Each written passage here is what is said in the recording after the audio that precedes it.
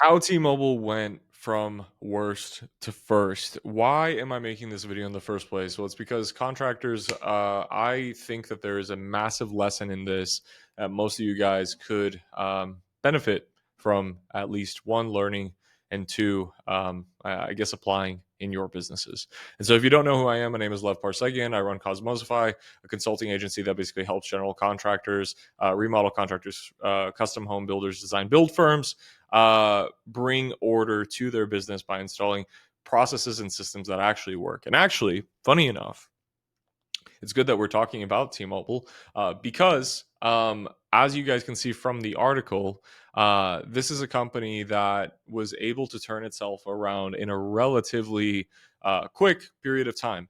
The reason why I am even speaking on T-Mobile in the first place is because I actually had the opportunity to work at this incredible company from 2015 to 2019. I was there for about 4.5 years, give or take. And the amount of memories I have there are countless. But most importantly, I have learned a lot of things in terms of business application with regard to sales, really marketing, and just ultimately how to run a business that is not doing well to a business that is incredibly profitable and serving a lot of clients. Okay, so I want to get into this article, and I just want to highlight a couple of points here that I see, and then just kind of speak to some of those things that I noticed from the article. So this is written by Mike Sievert. He's the now CEO of the company. Mike was actually not the CEO of the company while I was there, but he was on the executive leadership team. And so it says, late last month, I had the privilege of getting on stage to share milestones in the making, basically talking about how T-Mobile was just recently named the best mobile network in America. And if you followed our journey, you know how monumental this is. When I joined T-Mobile back in 2012, we had the worst network in the country. I want contractors, I want you guys all to read this. T-Mobile is like the worst. Like if you had T-Mobile, every contractor knows this. You weren't getting any reception on a job site, right? And they were saying we were losing customers. They were churning out customers left and right. They were losing revenue and they were losing relevance in the market. And in fact, at one point, pretty sure AT&T was trying to buy out T-Mobile. There was a lot of different buyout situations. But what's incredible is that at this turn between 2012 and 2013, the then CEO, John Ledger, who stepped in, basically said, we are going to do something that no carrier has ever done. And they're going to break the rules for what it means to be a traditional or a standard, I guess, wireless company in the United States. Okay. And I think that this actually says it really well. Customers now write the rules. This was kind of like the founding tenant or the principle that I guess John Ledger tried to enroll or indoctrinate internally within the company, and then ultimately what he ended up doing throughout the whole entire industry made huge waves. We're talking about canceling 2-year long contracts, getting rid of termination fees. I mean, there's so many different things that John Ledger did that was so standard and was so rigid. I guess part of years of antiquated processes that the wireless industry was used to. And he just basically said, okay, even if it costs us money in the short term, I believe enough in this vision and I'm bullish enough on this vision to actually take it all the way through so that the company can, one, benefit from it, and two, the customers can get maximum benefit. Because so long as we get as many referrals as possible, because so many people are happy with our customer experience and how much value we are bringing to the table, guess what's going to happen? They are going to stay with us. And number two, they're going to refer more people. And the brilliant thing about all this stuff is that John Ledger and his executive board, they really were able to, I guess, operationalize this across, retail sales teams, field sales teams, their marketing team, their operations team, their engineering teams. They were able to put this into pretty much a new playbook, a playbook that now the wireless industry uses to define itself, and basically everything that T-Mobile does, a lot of these carriers now copy. Now, Why am I saying this for contractors? And why is this relevant for contractors? Because I think the one thing that I am so used to hearing from so many GCs is that they kind of have like a fixed mindset when it comes to how it is that they should run their construction business. Okay, um, Joe over there with JBD Construction. Sorry to all the Joes out there from JBD Construction, but Joe over there from JBD Construction, um, this is how he writes his estimates, right? And he calls his leads back within 1 to 2 days time. He goes out and he personally, inspects or consults the homeowner on how it is that things need to get done. He talks the whole entire consultation process, and then he undercharges like crazy. Right, and then what ends up happening is he gets into fights with all of his customers that he does end up working with because of the fact that they have crazy expectations of him. Though it's $1 million project, he's like, well, they shouldn't have these crazy expectations of me. They're just being difficult, but he didn't actually set the right expectation with them on the onset. So what I'm trying to say is that contractors will look at broke contractors, they will look at broken businesses, and then model their business after those broken businesses. How does that make sense? It doesn't. And so that is why I bring this to your guys' attention to show y'all that T-Mobile back in 2013, they were not looking at the whole entire industry and saying, "Ooh, we should do more of what they're doing." No, they zagged when everyone else was zigging. Right? When everyone else was going right, they decided, we're going to go left.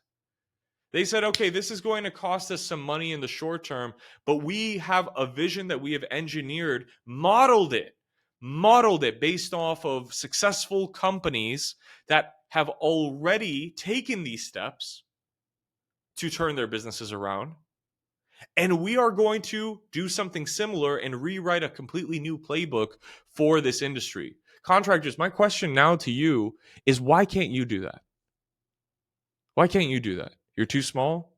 Is that what it is? Oh, okay. Nobody cares about, JBD construction. Nobody cares about Lev's design and build.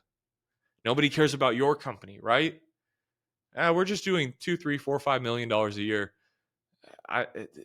Construction has its process. It has its place. We're pretty much just rinse and repeating what everybody else is doing. But the truth is, deep down, you're not happy with that. Why? Partially because deep down inside, you can do better. You most certainly can do better. But we're not oftentimes as bullish on ourselves to see this headline for ourselves, to see this headline for our own businesses. Okay. And so,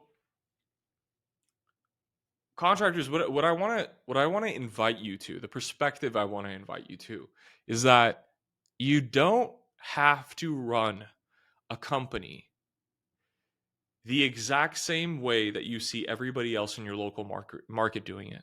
You can do it differently. Even if it's just one process that is unique to you, just start with one thing. I'm going to give a really good example here.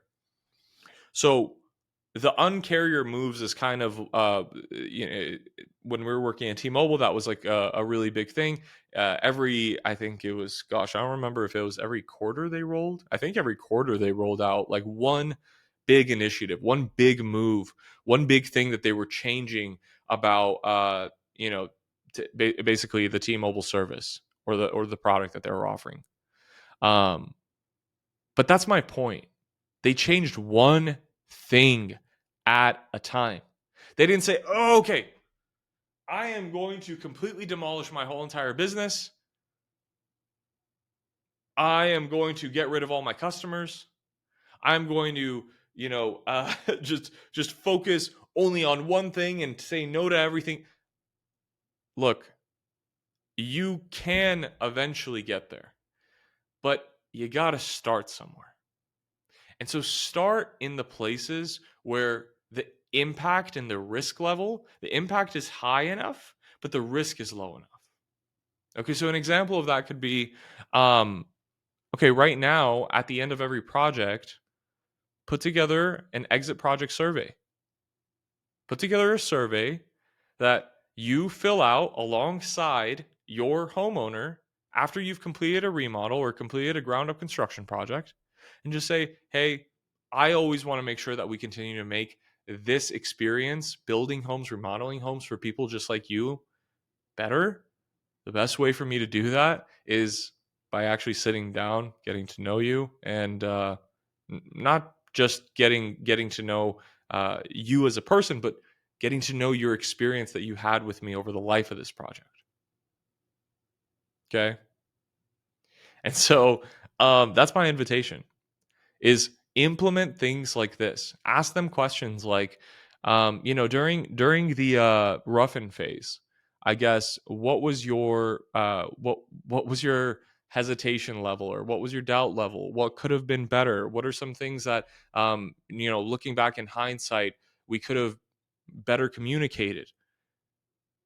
It's things like this to change your business dramatically, to have headlines like this about your company. And maybe you don't even want headlines like this about your company, but if you want to feel as though your company is making strides, start with one thing so that you can eventually flip your local market on its head, and for people to model their businesses, for contractors to model their businesses after yours.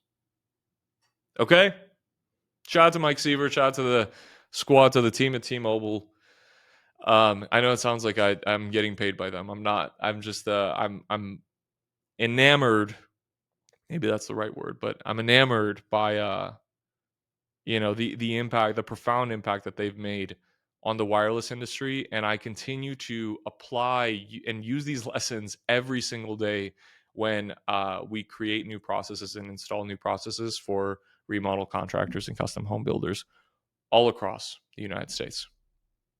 Cool. If you got value from this video, subscribe, and then I'll see you guys in the next one. Peace.